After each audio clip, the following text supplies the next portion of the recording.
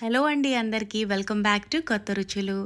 ఎప్పుడైనా పిల్లలు తియ్యగా తినాలి అని అడిగారనుకోండి, స్వీట్ షాప్‌లో స్వీట్స్ కన్నా చాలా చాలా రుచిగా ఉండే ఈ సాఫ్ట్ లడ్డూని 2 నిమిషాల్లో ఇలా తయారు చేసి పెట్టండి.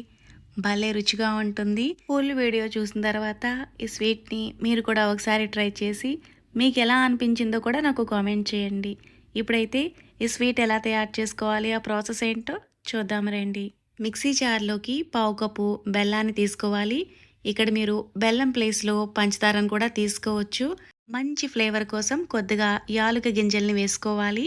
వీటిని ముందుగా మెత్తగా మిక్సీ పట్టుకోవాలి.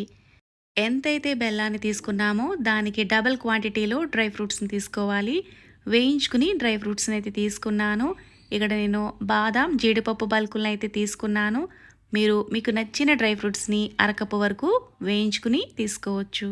వీడియోలో చూపిస్తున్నట్లుగా ఇలా కొంచెం బరకగానే మిక్సీ పట్టుకోవాలి. ఇందులోకి అరకప్పు ఎండు కొబ్బరి వేస్తున్నాను.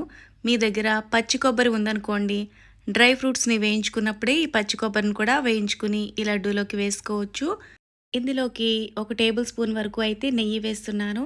మీరు నెయ్యి ప్లేస్లో నూనెని కానీ లేదా గోరువెచ్చటి పాలను కూడా వేసుకోవచ్చు. కానీ ఇలా నెయ్యి వేసుకుంటే లడ్డు టేస్ట్ కూడా చాలా బాగుంటుంది. వీటిని మరీ ఎక్కువసేపు కూడా మిక్సీ పట్టుకోక్కర్లేదు. ఇవన్నీ కలిసినట్టుగా ఒకసారి మిక్సీ పట్టుకొని బౌల్లోకి తీసుకుని మీకు నచ్చిన షేప్లో వీటిని తయారు చేసుకోవచ్చు. నేనైతే ఇక్కడ లడ్డు షేప్లో తయారు చేసుకుంటున్నాను. ఇలా తయారు చేసుకున్న ఈ లడ్డూలు చాలా చాలా సాఫ్ట్గా ఉంటాయి. మీకు నచ్చినట్టుగా వీటిని గార్నిషింగ్ చేసుకోవచ్చు. నేనైతే ఇక్కడ కొద్దిగా పిస్తా పలుకులు కుంకుమ పువ్వుతో గార్నిషింగ్ చేసుకుంటున్నాను.